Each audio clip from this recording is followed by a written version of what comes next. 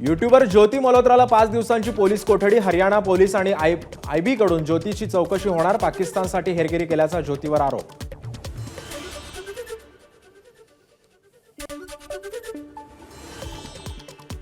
पाकच्या उच्चायुक्तालयामधल्या अधिकाऱ्यानं ज्योतीच्या पाकिस्तान दौऱ्याचा खर्च केला. दानिश ज्योतीसह अनेक सोशल मीडिया इन्फ्लुएन्सरच्याही संपर्कात असल्याची माहिती. भारत पाक मधल्या तणावादरम्यान संपर्कात असल्याची माहिती. यूट्यूबर ज्योती मल्होत्राला पाकिस्तानी उच्चायुक्तालयामध्ये चांगलाच मान होता. रमजान दरम्यान तिनं दिल्लीतल्या पाक उच्चायुक्तालयाला भेट दिल्याचाही एक व्हिडिओ समोर. ज्योती मल्होत्राचा खर्च केला त्या पाक दूतावासातील अधिकाऱ्याला भारतीय एजन्सीजनी 13 मे रोजी 24 तासांच्या आत देश सोडण्याचे दिलेत आदेश. अनिष्ट कृत्यांमध्ये सहभागी असल्याचं करण्यात आली होती कारवाई. ज्योती मल्होत्रानं कधीही आम्हाला कुठेही जाते हे सांगितलं नाही. ती फक्त दिल्लीला जाते असं सांगायची. ज्योतीच्या वडिलांची प्रतिक्रिया. भारत आणि पाकिस्तानमध्ये शस्त्रसंधी सुरूच राहणार. दोन्ही देशांच्या डीजीएमओमध्ये आज चर्चा नाही. भारतीय लष्कराची निवेदन प्रसिद्धी करून माहिती. तर 12 मे रोजी डीजीएमओची झाली होती बैठक. भारतीय लष्कराकडून नवीन व्हिडिओ शेअर. कुठल्याही प्रकारच्या युद्धजन्य परिस्थितीसाठी तयार असल्याचं व्हिडिओमधून स्पष्ट. पाकिस्तान आता लंडन, वॉशिंग्टन, पॅरिस आणि ब्रुसेल्समध्ये राजकीय शिष्टमंडळ पाठवणार. बिलावल भुट्टो करणार शिष्टमंडळांचं नेतृत्व. शिष्टमंडळामध्ये 8 जणांचा समावेश.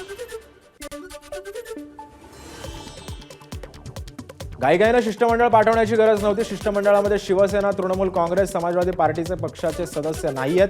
संजय राऊतांचा आक्षेप. तर आम्हालाही विचारणा करण्यात आली नाही. राऊतांची टीका. परदेशामध्ये जाणाऱ्या शिष्टमंडळामध्ये निवड झाल्याबद्दल ठाकरेंच्या सेनेच्या खासदार प्रियंका चतुर्वेदींनी मानले मोदींचे आभार. काश्मीर प्रश्नाचं आंतरराष्ट्रीयकरण केलं जात असल्याचाही राऊतांचा आरोप. मात्र प्रियंका चतुर्वेदींकडून सत्ताधाऱ्यांचे आभार. केंद्र सरकारनं निवडलेल्या काँग्रेस खासदारांना विदेशामध्ये जाण्यासाठी अखेर हायकमांडचा ग्रीन सिग्नल. मात्र काँग्रेसनं सुचवलेल्या नावांपैकी फक्त एकच नाव स्वीकारण्यात आल्यानं काँग्रेसकडून खेद व्यक्त.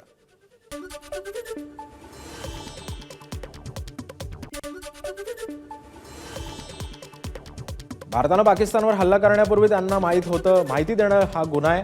सरकारला असं करण्यास कोणी परवानगी दिली? राहुल गांधींचा सरकारवर हल्ला बोल.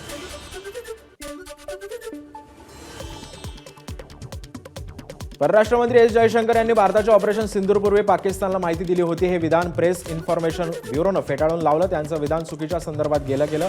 पीआयबीची माहिती.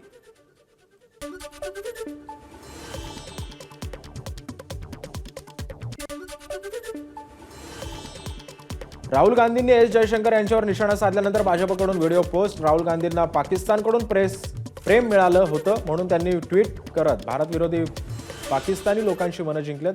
भाजपची एक्सपोज. आयआयटी मुंबईचा मोठा निर्णय. तुर्कीच्या विद्यापीठांसोबतचे सर्व करार तात्पुरते रद्द. आंतरराष्ट्रीय तणावाचा शैक्षणिक करारावर परिणाम. पुढील सूचना येईपर्यंत शैक्षणिक सहयोग स्थगित. तर आयआयटी मुंबईचा निर्णय. अमेरिकेच्या व्हाईट हाऊसच्या सल्लागार मंडळामध्ये 2 जिहाद्यांचा समावेश केल्यानं खळबळ. इस्माईल रोयर आणि शॅख हमजा अशी त्यांची नावं. तर 2024ला दहशतवादी कारवायांबद्दल आढळले दोषी.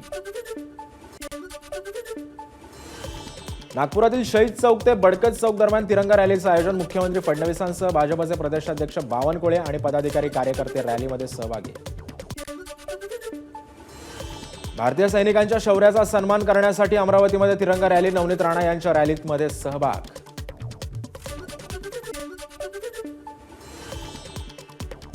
ऑपरेशन सिंदूरच्या यशाच्या पार्श्वभूमीवरती बीडच्या आष्टीमध्ये सुरेश धस यांच्या नेतृत्वामध्ये तिरंगा रॅली. भारत माता की जयच्या घोषणांनी परिसर दणाणला.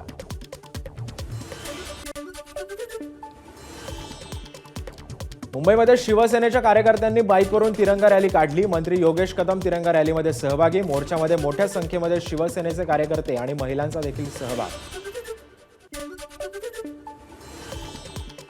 जालन्यामध्ये भाजप आणि शिवसेनेच्या वतीने तिरंगा रॅलीचं आयोजन. ऑपरेशन सिंदूर नंतर तिरंगा रॅलीच्या माध्यमातून दिलं भारतीय सैनिकांना समर्थन.